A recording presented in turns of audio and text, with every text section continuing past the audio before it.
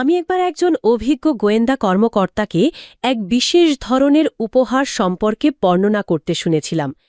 এমন এক উপহার যা কোনো বিস্ফোরণের শব্দ নিয়ে নয়, বরং এক প্রচণ্ড এবং ভয়ানক ধাক্কা নিয়ে হাজির হয়। উনি নিশ্চয়ই ওই ১৯৫৮ সালের সেপ্টেম্বরের আর্দ্র বিকালের কথা বলছিলেন, মূল ভূখণ্ড চীনের এক ব্যস্ত রানুবের সেই বিখ্যাত ঘটনা। ঠিক তাই।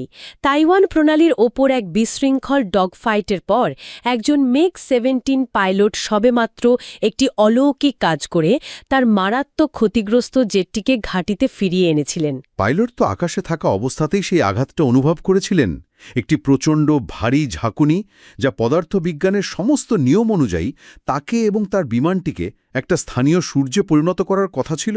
একদম। তিনি বিস্ফোরণের জন্য শূন্যতার সেই আকস্মিক নিস্তব্ধতার জন্য নিজেকে প্রস্তুত করেছিলেন, কিন্তু তা কখনোই আসেনি। মানে তিনি এক ঘোরের মধ্যে অবতরণ করেন এবং শেষ পর্যন্ত যখন নিচে নেমে তার বিমানের পেছনের দিকে হেঁটে যান, তখন তিনি মাটিতে লুটিয়ে পড়েন বলে জানা যায়। কারণ দগ্ধ ফিউজলেজ থেকে কোনো দৈত্যের ছোড়া উচ্চ প্রযুক্তিগত হারপুনের মতো বিদ্ধ হয়েছিল ৯ ফুট দীর্ঘ একটি আমেরিকান AIM-9 সাইডউইন্ডার। এটি ছিল একেবারে অক্ষত। বাপরে, এটি ছিল চূড়ান্ত ডুড বা ব্যর্থ বিস্ফোরক। প্রথমে সেখানে এক ধরনের বিজয়ের অনুভূতি ছিল। আমেরিকান সুপার ওয়েপন ব্যর্থ হয়েছে, পাইলট বেঁচে আছেন এবং মিসাইলটি এখন কেবল এক টুকরো আবর্জনা। কিন্তু তারপরই পরিবেশ বদলে যায়। মস্কো থেকে ভারী কোট পরা লোকজনেরা এসে পৌঁছায় এবং তারা কোনো ব্যর্থতা দেখেনি, তারা কোনো ভাঙা হার্ডওয়্যারের টুকরো দেখেনি। একজন সোভিয়েত প্রকৌশলী পরে এটিকে একটি বাক্সবন্দী বিশ্ববিদ্যালয় কোর্স হিসেবে বর্ণনা করেছিলেন, যা সরাসরি তাদের সদর দরজায় এয়ারমেল করে পাঠানো হয়েছিল। সেই একটি মাত্র অবিস্ফোরিত মিসাইল এক দশকের পশ্চিমা শ্রেষ্ঠত্বের প্রতিনিধিত্ব করছিল। এর মধ্যে রোলারোনের মতো এমন সব গোপনীয়তা লুকিয়েছিল, যান্ত্রিক বুদ্ধিমত্তার এমন এক সরল রূপ যা সোভিয়েতদের এই অনুভূতি দিয়েছিল যে তারা বছরের পরপর ধরে যুদ্ধবিদ্যা নিয়ে অযথাই অতিরিক্ত চিন্তাভাবনা করে আসছিল। হ্যাঁ, আমেরিকানরা ভেবেছিল তারা কেবল একটি শিকার হাতছাড়া করেছে, কিন্তু বাস্তবে তারা তাদের সবচেয়ে বড় প্রতিদ্বন্দ্বীর হাতে আগামী ৩০ বছরের আকাশযুদ্ধের ব্লুপ্রিন্ট তুলে দিয়েছিল। এটি একটি হাড়হিম করা চিন্তার জন্ম দেয়। উচ্চ ঝুঁকিপূর্ণ প্রযুক্তির বিশ্বে কোনটি বেশি বিপজ্জনক? এমন একটি অস্ত্র যা কাজ করে না, নাকি এমন একটি গোপনীয়তা যা কখনোই মরতে চায় না? খুব গভীর প্রশ্ন। তো আজ আমরা এই পুরো ঘটনাটার একদম গভীরে যাব। কিভাবে একটা মাত্র যান্ত্রিক ত্রুটি আর একটা অবিস্ফোরিত মিসাইল পুরো বিশ্বের এরোস্পেস ইঞ্জিনিয়ারিংয়ের মোড় ঘুরিয়ে দিল, সেটা বিশ্লেষণ করব। একদম। আর এই প্রযুক্তিগত ভূতটা কিভাবে আধুনিক আকাশযুদ্ধের গতিপথ চিরতরে বদলে দিল, সেটা বুঝতে হলে আমাদের একটু ওই ১৯৫৮ সালের ডগ ফাইটের শারীরিক বাস্তবতায় ফিরে যেতে হবে। মানে কোরীয় যুদ্ধের সময়কার ওই বন্দুক নির্ভর ডগ ফাইটের কথা বলছেন তো? ওটা তো রীতিমতো 3 ডাইমেনশনাল জ্যামিতির এক নির্মম খেলা ছিল। হ্যাঁ, ঠিক তাই। তখনকার যুদ্ধবিমানগুলো আকাশে একে অপরের পেছনে তাড়া করত, আর পাইলটদের শরীরের ওপর দিয়ে যেত অমানুষিক জি-ফোর্স। তীব্র বাঁক নেওয়ার সময় শরীরের সমস্ত রক্ত মস্তিষ্ক থেকে নিচের দিকে নেমে যেত। দৃষ্টিসীমা একদম ছোট হয়ে আসত, তাই না? হ্যাঁ, আর ওই চরম শারীরিক প্রতিকূলতার মধ্যে শত্রুর কয়েকশো গজের মধ্যে গিয়ে মেশিন গানের ট্রিগার চাপতে হতো। ব্যাপারটা মানে, ধরুন একটা চলন্ত গাড়িতে বসে আরেকটা চলন্ত গাড়ির দিকে পাথর ছোড়ার মতো। একবার হাত থেকে গুলি বা পাথর বেরিয়ে গেলে সেটার উপর পাইলটের আর কোনো নিয়ন্ত্রণ থাকে না। ঠিক বলেছেন। টার্গেট যদি সামান্য একটু ডানে বা বামে সরে যায় বা গতি একটু বাড়িয়ে দেয়, তাহলেই সব শেষ। গুলিটা সোজা শূন্যতায় হারিয়ে যায়। আর তখন তো ম্যাক 2 গতিতে উড়ন্ত সুপারসনিক জেট। মানুষের স্নায়ুতন্ত্রের পক্ষে এত দ্রুত হিসাব করে মেশিনগান চালানো প্রায় অসম্ভব হয়ে দাঁড়াচ্ছিল। আর এখানেই চীনের MiG-17 সাথে আমেরিকান F-60 যুদ্ধটা অসম হয়ে ওঠে। MiG-17 অনেক উঁচুতে উড়তে পারত, কিন্তু আমেরিকান সেবারগুলোতে লাগানো ছিল ওই নতুন AIM-9 সাইডউইন্ডার। ওই যে পাথর ছোড়ার কথা বলছিলাম, সাইডউইন্ডার হলো এমন এক পাথর যার চোখের বাঁধন খুলে দেওয়া হয়েছে। সে নিজেই নিজের শিকারকে তাড়া করতে পারে। একদম। এর সামনের অংশে একটা লেড সালফাইড ডিটেক্টর বসানো ছিল, যা জেট ইঞ্জিনের পেছনের প্রচণ্ড তাপ বা ইনফ্রারেড রেডিয়েশন দেখতে পেত। টার্গেট যেদিকেই যাক না কেন, তার তাপ অনুসরণ করে মিসাইলটা নিজের ডানা ঘোরাত। ম্যাক 2.5 গতিতে ছুটে আসা একটা স্বয়ংক্রিয় রোবোটিক শিকারী ভাবলেই পাইলট ওয়াংয়ের সেই ভয়ঙ্কর যাত্রার কথা মনে পড়ে, গায়ে কাটা দেয়। 9 ফুট লম্বা একটা জ্বলন্ত ধাতব সিলিন্ডার তার বিমানের পেছনে গেঁথে আছে। আর আসনের ঠিক পেছনেই কয়েক পাউন্ড আমেরিকান হাই এক্সপ্লোসিভ, যেন একটা টাইম বোমা ঘাড়ের কাছে নিঃশ্বাস ফেলছে, যার টাইমার নষ্ট, যে কোনো মুহূর্তে একটু ঝাঁকুনিতেই সব শেষ হয়ে যেতে পারে। আসল ব্যাপারটা হলো, যে কোনো মিসাইলে সাধারণত 2 ধরনের ফিউজ থাকে। ইনফ্লুয়েন্স ফিউজ, যেটা টার্গেটের কাছাকাছি গেলে ফাটে, আর কন্ট্যাক্ট ফিউজ, যেটা সরাসরি আঘাত লাগলে ফাটে। আর সরাসরি এত জোরে আঘাত লাগলে তো কন্ট্যাক্ট ফিউজটার কাজ করার কথা। কিন্তু ক্যালিফোর্নিয়ায় তৈরি কয়েকশো ডলারের একটা সার্কিট বোর্ড ঠিক ওই মুহূর্তেই কাজ করা বন্ধ করে দেয়।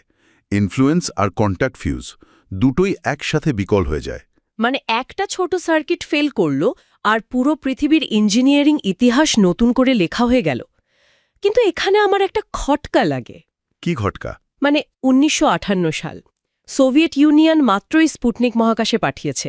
তারা বিশাল বিশাল ব্যালিস্টিক মিসাইল বানাচ্ছে। তাহলে একটা 9 ফুট লম্বা ধাতব নল দেখে তারা এত চমকে গিয়েছিল কেন? এখানেই বিষয়টি আসলে সবচেয়ে বেশি চিত্তকর্ষক হয়ে ওঠে। রকেট সায়েন্স আর একটা এয়ার টু এয়ার মিসাইলের ইঞ্জিনিয়ারিং সম্পূর্ণ আলাদা দুটো জগৎ। আচ্ছা। সোভিয়েতদের ইঞ্জিনিয়ারিং দর্শন ছিল ভারী শিল্পের উপর ভিত্তি করে তৈরি, বিশাল সাইজের রকেট, বড় ট্যাঙ্ক। কিন্তু সাইডওয়াইন্ডারের ক্ষেত্রে আমেরিকানরা যা করেছিল তাকে বলা যায় এক্সট্রিম মিনিয়েচারাইজেশন বা চরম ক্ষুদ্রায়তন। ও আচ্ছা, ব্যাপারটা কি অনেকটা একটা বিশাল গ্র্যান্ডফাদার ক্লকের পুরো মেকানিজমকে একটা ছোট্ট হাতঘড়ির ভেতরে ঢুকিয়ে ফেলার মতো? একদম নিখুঁত উপমা। সাইজ ছোট করতে গেলে পুরো ইঞ্জিনিয়ারিং ফিলসফিটাই বদলে ফেলতে হয়। সোভিয়েতরা সেই সময় আকাশে ওড়ার জন্য যেসব মিসাইল বানাচ্ছিল সেগুলো ছিল বিশাল আর জটিল ফ্লাইং বয়লারের মতো। তাই ওই জুনিয়র সোভিয়েত ইঞ্জিনিয়ারের কাদার গল্পটা, নিকোটিন আর মেশিনের তেলে মাখা হাত নিয়ে নীরবে কাঁদছিলেন, উনি তো আসলে আনন্দে কাঁদেননি। না, একেবারেই না। ওটা ছিল নিজেদের এত বছরের পদ্ধতিগত ভুলগুলো চোখের সামনে দেখতে পাওয়ার চরম হতাশা থেকে আসা কান্না। আর ওই যে রোলার রন প্রযুক্তির কথা বলছিলেন, এটা তো রীতিমতো ম্যাজিক। সুপারসনিক গতিতে মিসাইল বনবন করে ঘুরলে সোভিয়েতরা ভারী ব্যাটারি আর মোটর ঢোকাত ঘোড়া থামানোর জন্য। কিন্তু আমেরিকানরা কোনো মোটর বা ব্যাটারি ব্যবহারই করেনি। তারা মিসাইলের পেছনের দিকে ডানায় ছোট্ট খাঁজ কাটা চাকা বসিয়ে দিয়েছিল। হ্যাঁ, আর বাতাসের ধাক্কায় চাকাগুলো নিজে থেকেই মিনিটে 30,000 বার ঘুরতে শুরু করে। আর এই প্রচণ্ড বেগে ঘোরা চাকাগুলোই একটা যান্ত্রিক জাইরোস্কোপ তৈরি করে, যা মিসাইলটাকে স্থির রাখে। ঠিক, এখানে যে বিষয়টি চমকপ্রদ তা হল ব্যাটারি ছাড়াই প্রকৃতির শক্তিকে কাজে লাগানো। আর সেন্সরকে বাঁচানোর জন্য মিসাইলের সামনের গম্বুজ বা ডোমে যা করা হয়েছিল সেটাও ম্যাটেরিয়াল সায়েন্সের একটা মাস্টার ক্লাস। ম্যাক 2.5 গতির ঘর্ষণে তো সাধারণ কাজ গলে যাওয়ার কথা, গলে না গেলেও ইনফ্রারেড রশ্মিকে আটকে দিত। ঠিক তাই।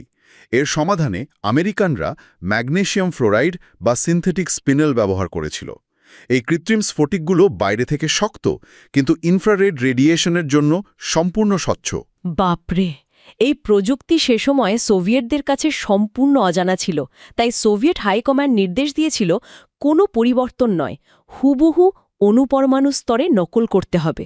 হ্যাঁ, আর মাত্র 24 মাসের মধ্যে তারা ভিম্পেল K-13 নামের একটা নিখুঁত ক্লোন তৈরি করে ফেলল।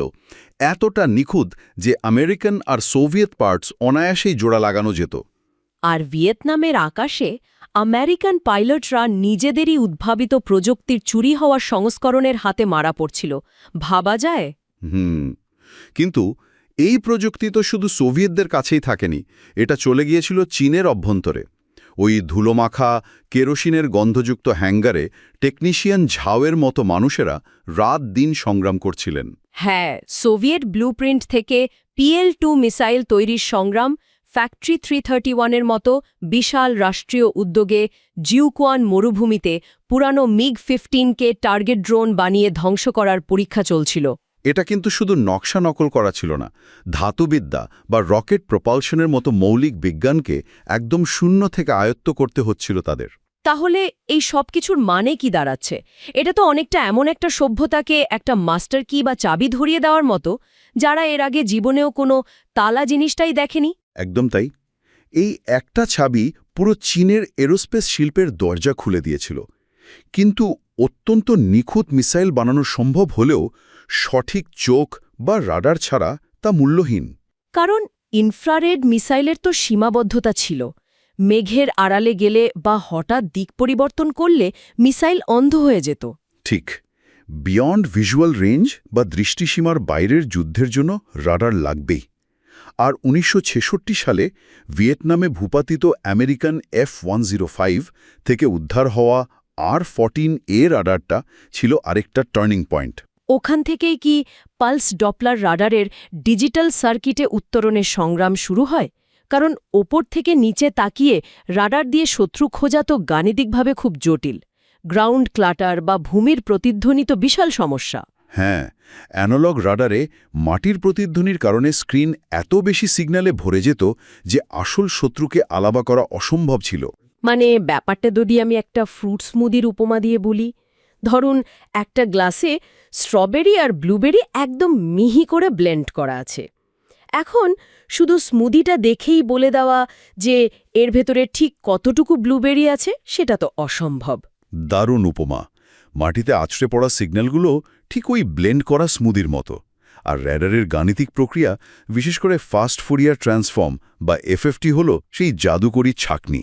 ও আচ্ছা, এই সূত্রটা মুহূর্তের মধ্যে স্থির মাঠের সিগন্যালগুলো বাতিল করে শুধু শত্রু বিমানের সিগন্যালটা নিখুঁতভাবে আলাদা করে ফেলতে পারে। এক্স্যাক্টলি। আর অ্যানালগ সিস্টেমে এই জটিল হিসাব অসম্ভব ছিল বলেই ডিজিটাল রূপান্তরটা জরুরি ছিল। পিস পার্ল প্রোগ্রাম থেকে পশ্চিমা ডিজিটাল আর্কিটেকচার সম্পর্কে গভীর জ্ঞান নিয়ে চতুর্দশ ইনস্টিটিউট টাইপ ১৪৭৩ রাডার তৈরি করে। আর রাডার এবং মিসাইলের এই যুগলবন্দি একে অপরকে উন্নত হতে বাধ্য করেছে। PL-2 থেকে শুরু হওয়া যাত্রাটা আজ PL-10 আর PL-15-এর মতো আধুনিক মডেলে এসে ঠেকেছে।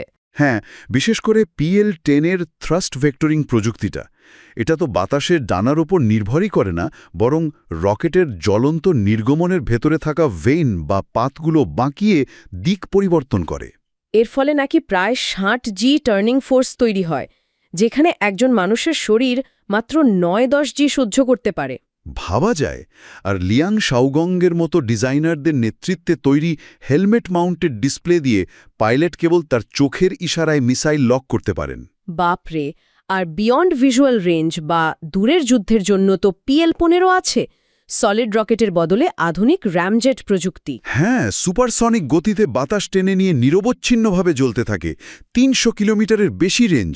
আমরা যদি এটিকে বৃহত্তর প্রেক্ষাপটের সাথে যুক্ত করি, তাহলে পশ্চিমা সামরিক ডক্ট্রিন পুরোপুরি অকেজো হয়ে যাচ্ছে। মানে এওয়াক্স আর এরিয়াল রিফুয়েলিং ট্যাঙ্কারগুলোকে যুদ্ধক্ষেত্র থেকে শত শত মাইল দূরে সরে যেতে বাধ্য করছে এই মিসাইল। একসময় প্রযুক্তি কেবল পশ্চিম থেকে পূর্বে প্রবাহিত হতো, আর এখন সেই প্রবাহ সম্পূর্ণ বিপরীত দিকে মোড় নিয়েছে। আসলেই অবাক করার মতো ব্যাপার। ১৯৫৮ সালের একটি সাধারণ যান্ত্রিক ত্রুটি আজ শত্রুর দৃষ্টিসীমার বাইরে ৩০০ কিলোমিটার দূরে নিখুঁত হামলা চালানোর সক্ষমতায় রূপান্তরিত হয়েছে। হ্যাঁ, ১৯৫৮ সালে পাইলট ওয়াংয়ের J-5-এর ককপিট থেকে শুরু করে মস্কোর হিমাঙ্কে নিচের ডিজাইন ব্যুরো, চীনের কেরোসিনের গন্ধযুক্ত হ্যাঙ্গার এবং আজকের থ্রাস্ট ভেক্টরিং PL-10। পুরো যাত্রাপথটা যদি দেখি, একটা অদৃশ্য কিন্তু অটুট ঐতিহাসিক রেখা টানা যায়। একদম। এই রেখাটি প্রমাণ করে যে একটি সফল বিস্ফোরণ কেবল একটি বিমানকে ধ্বংস করে, আর ধ্বংস হওয়া হার্ডওয়্যার কারখানায় পুনরায় তৈরি করা যায়। কিন্তু একটা অবিস্ফোরিত অস্ত্র যা শত্রুর সবচেয়ে গভীর ইঞ্জিনিয়ারিং রহস্যগুলো বহন করে, চরম ক্ষুদ্রায়তন বা পালস ডপলার রাডারের গাণিতিক বিন্যাস, তা একবার উন্মোচিত হলে আর কখনো মুছে ফেলা যায় না। চিরস্থায়ীভাবে প্রতিপক্ষের মস্তিষ্কের আর্কিটেকচারে পরিণত হয়, শিকড় গাড়ে এবং যুগের পর যুগ ধরে বিবর্তিত হতে থাকে। নিখুঁতভাবে কাজ করা একটি বোমার চেয়ে ফাঁস হয়ে যাওয়া একটি প্রযুক্তিগত গোপনীয়তা যে বহুগুণ বেশি ধ্বংসাত্মক এবং অমর, এই অবিস্ফোরিত মিসাইলটি তার সবচেয়ে বড় এবং ভয়ঙ্কর প্রমাণ।